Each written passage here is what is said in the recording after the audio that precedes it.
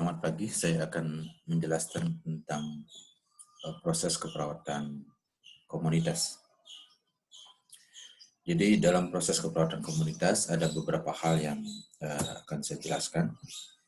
Yang pertama tentang keperawatan kesehatan komunitas, kemudian yang kedua prinsip keperawatan kesehatan komunitas, yang ketiga tentang peran perawat kesehatan komunitas, dan yang keempat adalah proses keperawatan kesehatan komunitas.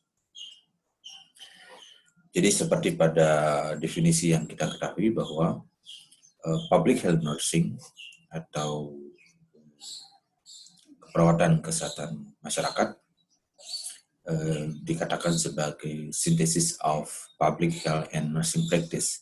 Jadi sintesa dari kesehatan masyarakat dan praktek keperawatan. Kemudian community health nursing ini dikatakan sebagai synthesis of nursing practice and public health nursing or public health practice. Ini diaplikasikan untuk promosi dan melindungi kesehatan masyarakat. Jadi keperawatan kesehatan komunitas ini sebagai sintesis dari praktek keperawatan maupun kesehatan masyarakat, maka dia diaplikasikan untuk dua hal. Jadi promosi kesehatan dan juga untuk perlindungan terhadap kesehatan masyarakat. Public health nursing atau keperawatan kesehatan masyarakat ini juga didefinisikan sebagai the practice of promoting and protecting. Jadi sama ya, ada promosi, ada proteksi ya.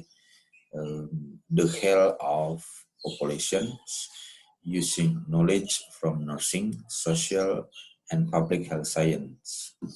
Jadi keperawatan kesehatan masyarakat ini didefinisikan jadi praktek untuk mempromosikan dan melindungi kesehatan masyarakat dengan menggunakan pengetahuan dari keperawatan, sosial, dan juga ilmu kesehatan masyarakat. Community health nursing ini dikatakan sebagai a specialty of care, jadi dispesifikkan khusus untuk komunitas. Kemudian nurse responsibility-nya, jadi tanggung jawab perawatnya adalah untuk promosi kesehatan. Kemudian tujuannya adalah meningkatkan kesehatan komunitas. The goal ya. Kemudian the skills yang dibutuhkan ya, that needed by community nurses. Jadi diantaranya epidemiologi, jadi perawat kesehatan komunitas itu membutuhkan ilmu epidemiologi, kemudian penelitian, research, kemudian teaching, bagaimana mengajarkan kesehatan kepada masyarakat, atau teaching. Ya. Kemudian community organizing, jadi mengorganisasi komunitas, sehingga mereka mampu lebih mandiri dari sebelumnya. Kemudian interpersonal relational care. Berikut ini ada beberapa prinsip ya dari community health nursing. Di antaranya ada pertama, fokus on the community. Jadi fokus dari keperawatan kesehatan komunitas itu adalah komunitas itu sendiri. Kemudian prinsip yang kedua, give priority to community needs. Jadi memberikan prioritas ya, kepada kebutuhan atau pemenuhan kebutuhan komunitas. Kemudian yang ketiga itu work in partnership with the people. Jadi bekerja secara bekerjasama, partnership ya, dengan orang-orang yang ada di komunitas. Kemudian fokus pada pencegahan primer. Jadi yang diutamakan itu adalah pencegahan primer. Pencegahan primer itu ada promosi kesehatan, kemudian ada perlindungan khusus atau specific protection. Kemudian prinsip yang kelima ini promote a healthful environment ya. Jadi bagaimana mempromosikan lingkungan ya, sehingga lingkungan itu betul-betul bisa mensupport kesehatan masyarakat. Kemudian yang keenam, prinsip yang keenam adalah target all who might benefit. Jadi kita targetkan untuk semua ya, supaya semua anggota komunitas, semua masyarakat yang menjadi wilayah masing-masing itu mendapatkan manfaat. Kemudian promote optimum allocation of resources, jadi bagaimana mengalokasikan sumber daya yang dimiliki secara optimum di komunitas. Kemudian berkolaborasi dengan orang lain di community, collaborate with others in the community. Ini ada beberapa peran kesehatan, perawat kesehatan komunitas. Ada perawat kesehatan komunitas bisa berperan sebagai bagaimana mengadvokasi, kemudian kolaborator, ya, kemudian konsultan, kemudian counselor, ya, terkait dengan konseling. Kalau ini bagaimana konsultasi, masyarakat bisa berkonsultasi dengan perawat kesehatan komunitas. Kemudian educator, jadi pendidik, researcher, peneliti, case manager, ya. Kemudian clinician, ya, ini beberapa peran perawat kesehatan komunitas. Selanjutnya ada beberapa komponen dalam proses keperawatan komunitas. Jadi ada diagnosis. Jadi pertama mulai dari assessment. Jadi bagaimana mengkaji, kemudian hasil pengkajian ini setelah dianalisis, kemudian muncul masalah keperawatan komunitas dan akhirnya dirumuskan diagnosa keperawatan komunitas. Kemudian dilanjutkan dengan perencanaan, planning. Jadi di sini ada perencanaan atau rencana intervensi yang akan diberikan, tetapi sebelumnya harus dibuatkan prioritas dulu.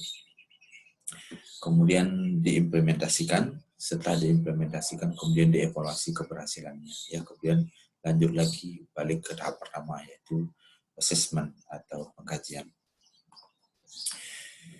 Ini community assessment tools, jadi beberapa cara yang bisa kita gunakan untuk mendapatkan data di komunitas.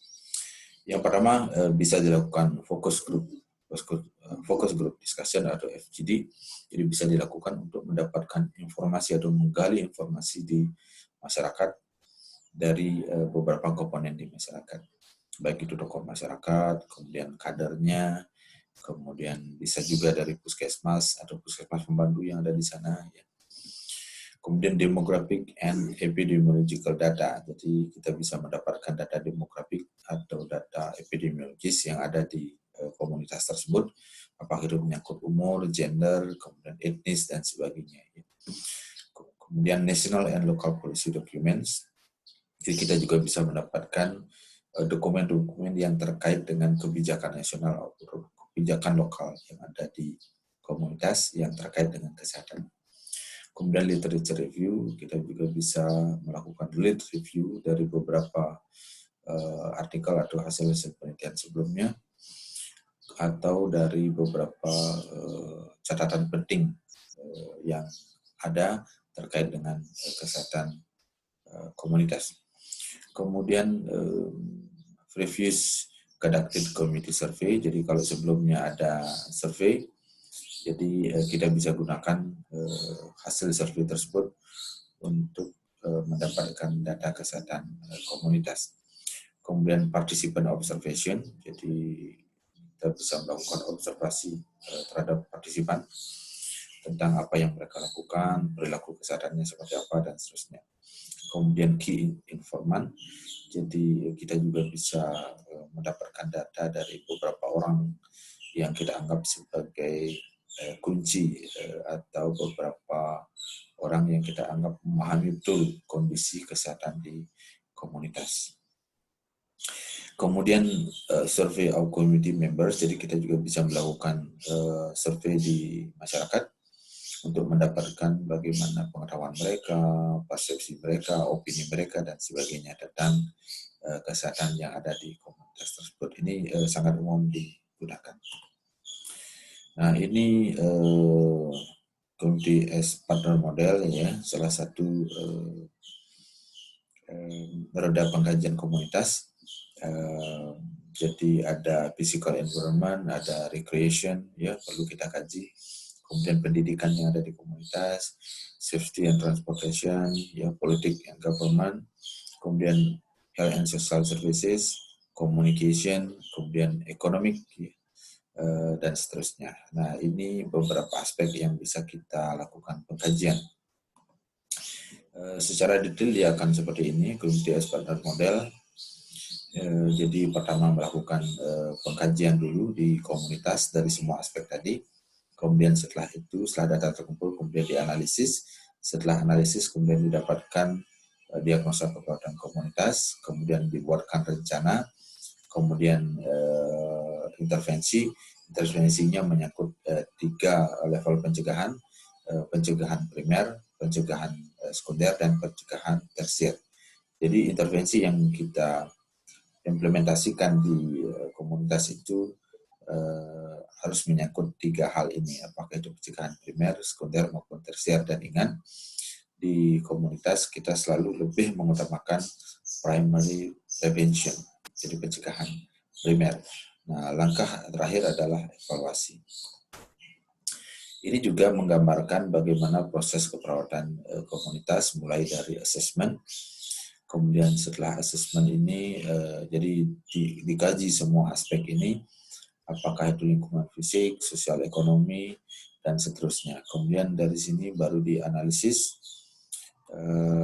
Setelah dianalisis, kemudian masuk kepada ada di sini identify community strength and needs, jadi identifikasi kekuatan dan kebutuhan dari komunitas, kemudian buat diagnosa komunitas, kemudian selanjutnya planning.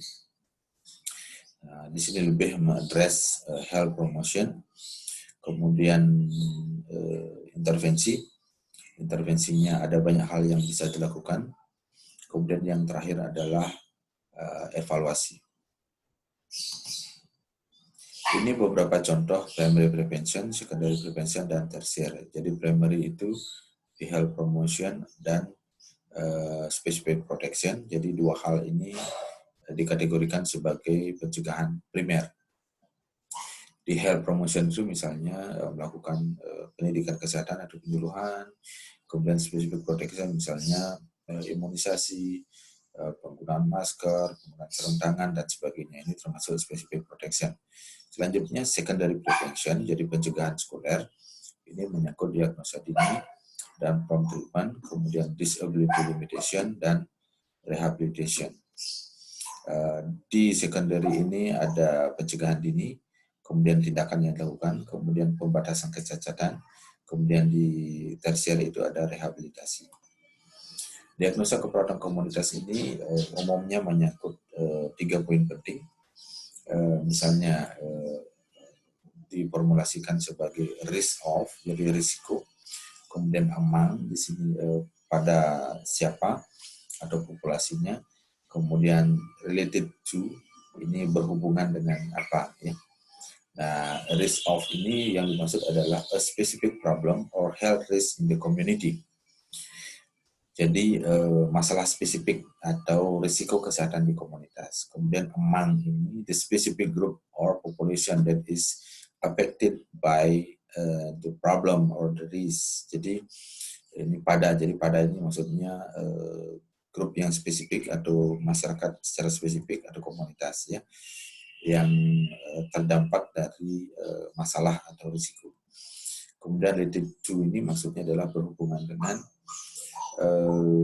di sini ada strength, ada weaknesses in the community that influence the specific problem. Jadi kekuatan atau kelemahan di komunitas yang bisa mempengaruhi masalah secara spesifik atau risiko kesehatan di komunitas. Sehingga kalau diformulasikan kurang lebih seperti ini, risiko apa pada siapa ya, kelompok mana, berhubungan dengan apa ya, atau risiko terjadi apa, kemudian pada siapa, kemudian berhubungan dengan apa, yang didanai dengan apa saja. Ini ada beberapa kriteria dalam menetapkan prioritas masalah. Ini dari CDC. Yang pertama kriterianya adalah besarnya masalah, the size of problem, kemudian keseriusan masalah, the seriousness of problem, kemudian estimasi efektivitas intervensi. the effectivity of intervention. Yang pertama, besarnya masalah ini adalah persentase populasi yang mengalami masalah kesehatan, berapa persen di antara mereka yang mengalami masalah, kemudian keseriusan bisa dilihat dari urgensinya, kemudian tingkat keparahannya, kemudian kerugian secara ekonomi, kemudian dampaknya terhadap masyarakat. Sedangkan ini estimasi atau prediksi keefektifan intervensi, adakah tindakan pencegahan atau intervensi yang akan dilakukan tersebut efektif, seberapa banyak masyarakat yang mendapatkan manfaat, dan seterusnya. Kriteria dalam scoring besarnya masalah. Kita mulai dari besarnya masalah. Jika persentase populasi yang mengalami masalah kesehatan itu 25% atau lebih, skornya 9-10. Jika 10% sampai 24,9%, skornya 7-8. Jika persentasenya 1% sampai 9,9%, skornya 5-6. Kemudian bila 0,1% sampai 0,9%, skornya 3-4, dan seterusnya. Nah, yang kedua, dilihat dari keseriusan masalah kesehatan. Jika dia sangat serius, skornya 9-10, serius 6-8, cukup serius 3-5, dan tidak serius, skornya 0-2. Yang ketiga, dari efektivitas intervensi. Kalau intervensi itu dianggap sangat efektif, skornya 9-10, relatif efektif 7-8, efektif skornya 5-6, cukup efektif 3-4, relatif tidak efektif 1-2, hampir seluruhnya tidak efektif, skornya 0. Nah, ini contoh pengkajian untuk masalah kesehatan menggunakan BPR, Basic Priority Rating. Di sini untuk menentukan prioritas. Ya. Jadi yang pertama, masalah kesehatannya di list dulu, masalah kesehatan apa saja yang ada di sini. Misalnya di sini ada 1, 2, 3, 4, 5, 6, ada 6 masalah. Misalnya akses terhadap pencegahan, kemudian kehamilan remaja, dan seterusnya. Kemudian di sini dibuatkan kolom untuk komponen A, B, C, A itu besarnya masalah, B itu keseriusan masalah, C itu adalah estimasi efektivitas intervensi. Kemudian dihitung dengan rumus BPR score A plus 2B kali C. Kemudian di ranking berdasarkan besarnya skor ini, total skor. Misalnya A, untuk akses terhadap pelayanan pencegahan itu besarnya masalahnya dibuatkan skor 6. Kemudian B, serius masalah itu, keseriusan masalah skornya 9. Kemudian C, efektivitas intervensi itu dibuat skor 7 misalnya. Kemudian dihitung dengan rumus. Jadi 6 ditambah 2 dikali 9, kurung tutup, dikali 7. Hasilnya 168. Demikian seterusnya yang lain. Kemudian dari sini lihat total skornya, mana skornya paling besar itu dibuatkan ranking 1, kemudian skor kedua ranking 2, ketiga ranking 3, keempat ini ranking 4, ranking 5, dan ranking 6. Jadi skor tertinggi dapat ranking 1, sedangkan skor terendah dapat ranking 6. Saya kira itu yang bisa saya jelaskan tentang proses keperawatan komunitas. Mudah-mudahan bisa dipahami dengan baik. Saya kira cukup. Terima kasih. Selamat